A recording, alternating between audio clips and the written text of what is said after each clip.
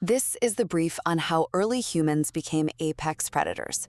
For like 99% of history, we were small, slow, and honestly, mostly just lunch for much bigger animals. But we eventually conquered the food chain using a totally unconventional evolutionary strategy.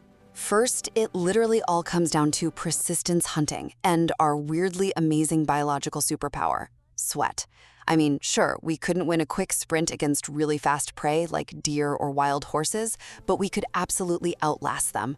Think of the animal like a sports car with a broken radiator. Because they have to physically stop moving just to pant and release heat, a human who's continuously jogging and constantly cooling down by sweating will eventually push that animal into a fatal heat stroke after a grueling 3 to 6 hour chase.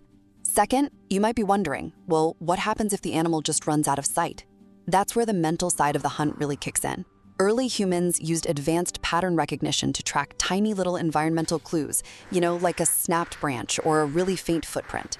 Combined with some strategic teamwork to cut off escape routes, they basically ensured the prey could never hide or even catch a quick breather. Finally, the evolutionary payoff here was absolutely massive. Using fire to cook that hunted meat unlocked huge amounts of energy. And that energy fueled rapid brain growth, ultimately making us smart enough to invent advanced projectile weapons, like spears and bows, which completely eliminated the need for those exhausting long chases altogether. Ultimately, humanity didn't conquer the world by being the fastest or the strongest, but simply by outlasting everything else.